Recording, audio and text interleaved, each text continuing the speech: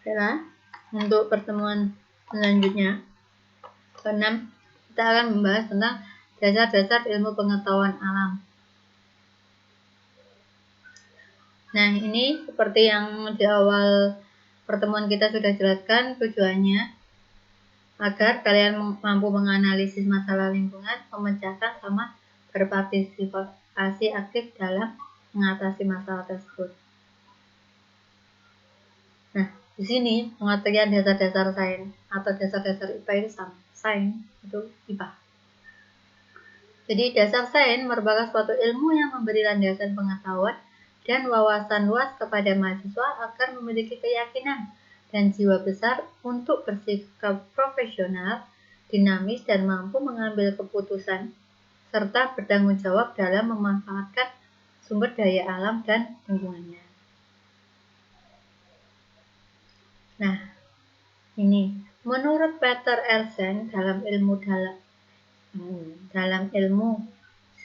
perspektif atau ini juga menurut Jujun Surya Sumantri, ilmu itu bagaikan bangunan yang tersusun dari batuan. Jadi ilmu itu kalau misalnya kita mau bangun rumah, kita kan akan menata bata-bata itu satu persatu. Nah, satu bata itu sama artinya satu ilmu. Jadi kalau misalnya ya, kita mau belajar ilmu fisika tentang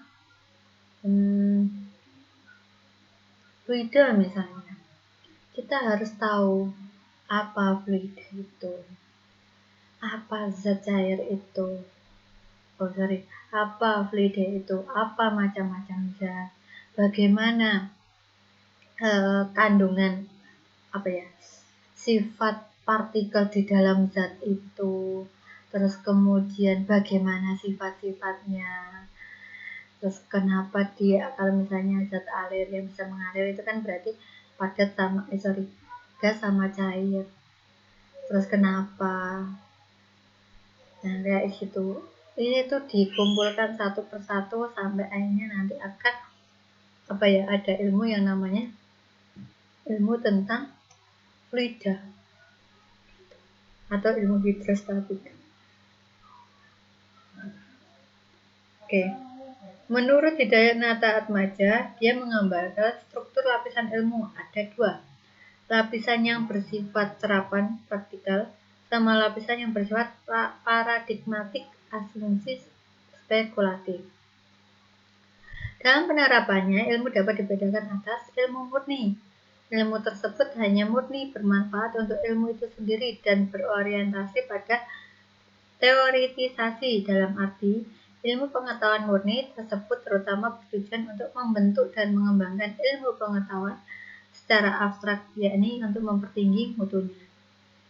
Ilmu praktis, ilmu tersebut praktis langsung dapat diterapkan kepada masyarakat karena ilmu itu sendiri bertujuan untuk mempergunakan dalam masyarakat banyak. Bertujuan untuk masyarakat banyak. Ilmu campuran, suatu ilmu yang selain termasuk ilmu murni juga merupakan ilmu terapan yang praktis karena dapat dipergunakan dalam kehidupan masyarakat umum. Ilmu menurut fungsi kerjanya ada teoritis rasional, empiris praktis, sama teoritis empiris. Ilmu teoritis rasional, ilmu yang memakai cara berpikir dengan sangat dominan, deduktif, dan mempergunakan silogisme. Misalnya, besi dipanaskan akan memuai. Ilmu empiris praktis adalah ilmu yang cara penganalisaannya induktif saja, misalnya dalam mengerjakan pekerjaan sosial atau dalam mewujudkan kesejahteraan umum dalam masyarakat.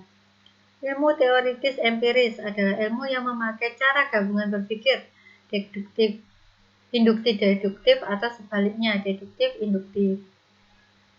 Hakikat IPA, hakikat ilmu pengetahuan. Scientia sama dengan knowledge, ilmu pengetahuan yang benar. Benar itu harus mempunyai 2 sifat, rasional itu logis, masuk akal, sama objektif sesuai dengan pengalaman yang nyata. IPA ilmu pengetahuan alam adalah pengetahuan yang rasional dan objektif mengenai gejala-gejala alam semesta dan isinya. Itu adalah IPA. Nah, hakikat IPA. Yang pertama, IPA sebagai proses berpikir yang sistematis dan logis untuk memahami pengalaman atau peristiwa yang berhubungan dengan fenomena alam. Jadi, Einstein mengatakan a logically uniform system of thought. Kemudian IPA sebagai produk, hasil berpikir yang rasional dan objektif yang menghasilkan pemahaman dan aplikasi mengenai prinsip, teori, hukum, konsep, atau fakta dari gejala alam. Jadi IPA itu sebagai produk itu hasil. Ini menurut Darmajo dan Kaligis. Metode IPA ini biasanya kita pakai observasi maupun eksperimen. Eksperimen ini bertujuan untuk memaparkan dan menjelaskan fenomena sains. Jadi observasi cuma mengamati saja. Ya, kayak sebelumnya yang saya contohkan, kayak misalnya gelas diisi air, terus kemudian dikasih pensilnya kelihatan patah. Itu kenapa? Ya cuma dilihat kok. Oh, ternyata itu terjadi karena peristiwa pembiasan, misalnya kayak gitu. Terus eksperimen ini untuk memaparkan dan menjelaskan fenomena. Dan jadi eksperimen itu misalnya eksperimen ini apa sih? Eksperimen tentang optik misalnya. Optik, kalian mengamati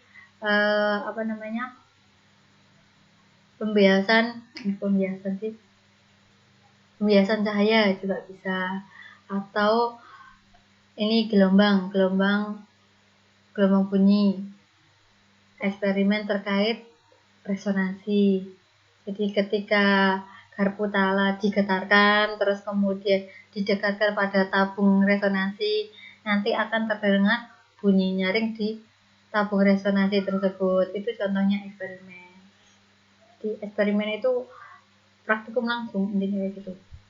Nah, prinsip pembelajaran IPA: antusias, ketertarikan, ingin tahu, pengetahuan baru, inquiry, menemukan. Jadi IPA itu unik. Hanya orang-orang tertentu yang suka IPA. Karena nggak semuanya orang itu suka IPA. Hanya orang-orang yang memiliki antusias, ketertarikan, ingin tahu kenapa kok bisa gitu. Terus, wah, fisika itu asik ya.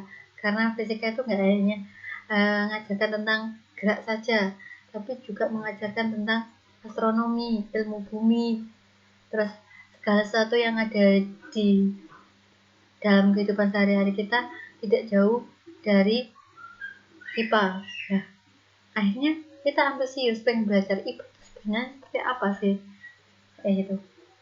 Akhirnya dari rasa tertarik ingin tahu, akhirnya kita mencoba praktikum itu sebagai pengetahuan yang baru, sampai akhirnya kita bisa menemukan sendiri pengetahuan baru itu. Nah, peranan pembelajaran IPA, the National Education Science Standard, dia menjelaskan tentang peranan pembelajaran IPA. Yang pertama, melatih siswa untuk melakukan pilihan-pilihan, melatih kemandirian personal, melatih menyelesaikan masalah, dapat menemukan potensi diri, dapat berpartisipasi dalam diskusi, dan memiliki keterampilan sosial. Itu peranan pembelajaran IPA. Karena apa? Di IPA itu biasanya kan kalau di sekolahan atau di sekolah menengah itu biasanya dibentuk kelompok. Nah, dari kelompok itu kan mereka berpartisipasi dalam diskusi, terus kemudian ada kerjasamanya, itu berarti keterampilan sosialnya juga dilatih, begitu. Kegunaan mata kuliah dasar-dasar sains.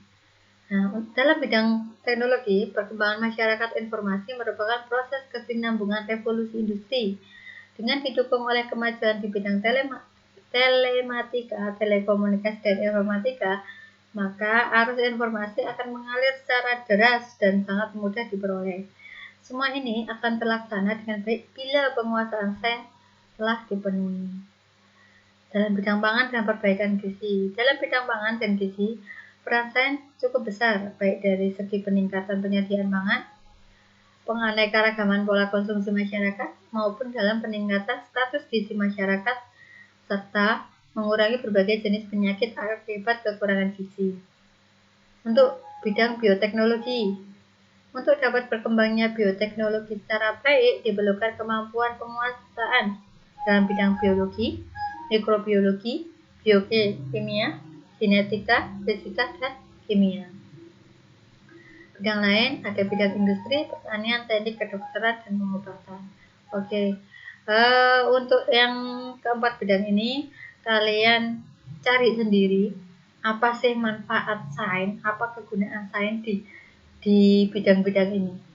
Oke, mungkin itu penjelasan saya terkait tentang dasar-dasar sains, mulai dari apa sih dasar-dasar sains, pengertian ilmu pengetahuan seperti apa, terus kemudian apa sih hakikat IPA, mengapa harus belajar IPA, manfaatnya apa, kayak gitu. Mungkin itu yang dapat saya jelaskan, kurang lebihnya mohon maaf. Assalamualaikum warahmatullahi wabarakatuh.